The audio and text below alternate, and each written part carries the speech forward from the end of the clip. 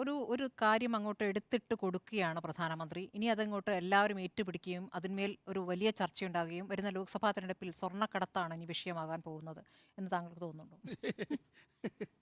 ഒരു ഒരു സ്വർണ്ണക്കടത്തും വിഷയമാകില്ല. അതൊക്കെ 2020 സംഭവിച്ചിട്ടുള്ള ഒരു കാര്യമാണിത്. ജൂലൈ 5-ന് അതിനുശേഷം ഒരു നിയമസഭാ തെരഞ്ഞെടുപ്പ് നടന്നു.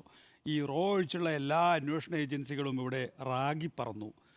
അതിനുശേഷം നേരത്തെ സുജിയെ ചൂണ്ടിക്കാണിച്ച പോലെ തന്നെ കസ്റ്റംസ് പ്രിവൻറ്റീവ് വിഭാഗം സ്വപ്ന സുരേഷിന് 6 കോടിയും മുൻ നയതന്ത്ര ഉദ്യോഗസ്ഥന്മാരടക്കം 44 പേർക്ക് പിഴ ചുമത്തി ആകെ 66 കോടി രൂപ ഈടാക്കണമെന്ന് പറഞ്ഞു.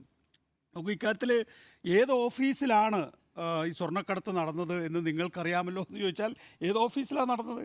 കോൺസുലേറ്റിൻ്റെ ഓഫീസിലാണ് സ്വർണ്ണക്കടത്ത് നടന്നിട്ടുള്ളത് എന്നുള്ളതാണ്. കോൺസുലേറ്റിലെ അറ്റാഷെ അടക്കമുള്ള ഉദ്യോഗസ്ഥർ, CFO അടക്കമുള്ള ഉദ്യോഗസ്ഥന്മാരെ അന്നത്തെ വിദേശകാര്യ വകുപ്പിൻ്റെ അനുമതിയോടുകൂടിയാണ് രാജ്യത്തിന് പുറത്ത് കടക്കാൻ അനുവദിച്ചിട്ടുള്ളത് എന്നുള്ളതാണ്. ഇത് നയതന്ത്ര പാക്കേജ് അല്ല എന്ന് പറഞ്ഞത് വിദേശകാര്യ സഹമന്ത്രിയായ വി മുരളീധരനാണ്. ജനം TV-യുടെ കൺസൾട്ടേറ്റിംഗ് എഡിറ്ററോ കോർഡിനേറ്റിംഗ് എഡിറ്ററോ ആയിട്ടുള്ള അനിൽ നമ്പ്യാരാണ്. അപ്പോൾ ഇവരൊക്കെയാണ് ഇക്കാര്യത്തിൽ ഇടപെട്ടിട്ടുള്ളത്. ശരിയാണ്, ശിവശങ്കർ എന്ന് പറയുന്ന ആൾ കൂടി ഇതിനകത്ത് ഉൾപ്പെട്ടിട്ടുണ്ട്. മുഖ്യമന്ത്രിയുടെ പ്രിൻസിപ്പൽ സെക്രട്ടറി ആയിരിക്കുന്ന ഘട്ടത്തിലാണ് അദ്ദേഹം ഇടപെട്ടിട്ടുള്ളത് എന്നാണ് പോലീസ് പറയുന്നത്. അതിൻ്റെ അടിസ്ഥാനത്തിൽ അദ്ദേഹത്തെ അറസ്റ്റ് ചെയ്തിട്ടുണ്ട്. അദ്ദേഹത്തിനെതിരായിട്ടുള്ള വിധിന്യായം ഇനി വരാൻ NIA അടക്കം കേസ് രജിസ്റ്റർ ചെയ്തിട്ടുണ്ടല്ലോ. അദ്ദേഹത്തിനെതിരായിട്ടുള്ള വിധിന്യായം വരാം. മുഖ്യമന്ത്രിയുടെ ഓഫീസിൽ നിന്ന് അയാൾ പുറത്താണ്, ആ ദിവസം തന്നെ പുറത്താണ്. ഇതിൻ്റെ വിശദാംശങ്ങൾ പുറത്തു വരുന്നതിന് മുമ്പ് തന്നെ പുറത്താണ്. ഞാൻ കഴിഞ്ഞ ദിവസം സുജിയോട് പറയുകയുണ്ടായി, 4 പേര് ഞങ്ങളിരിക്കുന്നു ഇതിനകത്ത്, ഞാൻ ഈ ഓഫീസ് കേന്ദ്രീകരിച്ച് ഏതെങ്കിലും തരത്തിൽ നിയമവിരുദ്ധമായ പ്രവൃത്തി നടത്തിയിട്ടുണ്ടെങ്കിൽ നിങ്ങൾക്കൊന്നും അതിൽ പങ്കാളിത്തമില്ല എങ്കിൽ, നിങ്ങൾക്കൊന്നും അതിൽ എന്നെ പുറത്താക്കുന്നത് കൊണ്ട് ഭയാശങ്കകളില്ല എങ്കിൽ നിങ്ങൾ എന്നെ പുറത്താക്കുകയാണ് ചെയ്യുക. ആ പുറത്താക്കിയതിന് ശേഷവും എനിക്കൊന്നും പറയാൻ കഴിഞ്ഞിട്ടില്ല. എനിക്ക് മുഖ്യമന്ത്രിയുടെ മേലോ അല്ലെങ്കിൽ ഈ പറയുന്ന രീതിയിൽ ഏതെങ്കിലും തരത്തിൽ ചെളി തെറിപ്പിക്കാനോ ശിവശങ്കറിന് സാധിച്ചിട്ടില്ല, അന്വേഷണ ഏജൻസികൾക്ക് സാധിച്ചിട്ടില്ല. അപ്പോൾ അക്കാര്യത്തിൽ ഏതെങ്കിലും തരത്തിൽ പുതിയ എന്തെങ്കിലും വരാൻ പോകുന്നു എന്നുള്ള കാര്യം നമുക്കറിയില്ല. പിന്നെ ഈ സ്വപ്ന സുരേഷാണ് ഈ സ്വർണ്ണക്കള്ളക്കടത്ത് നടത്തിയത് എന്നുള്ള കാര്യത്തിൽ ആർക്കും തർക്കമില്ലല്ലോ.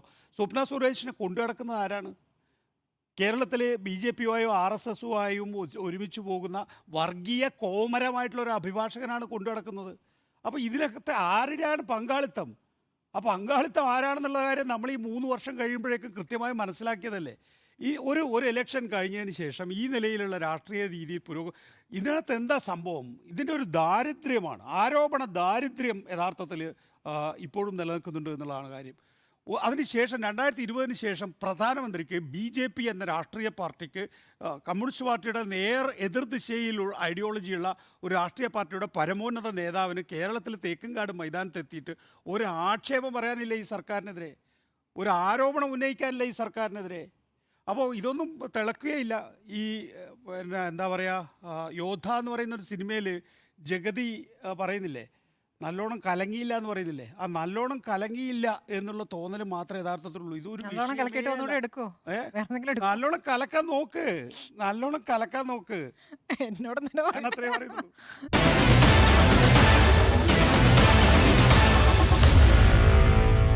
Meet the editors.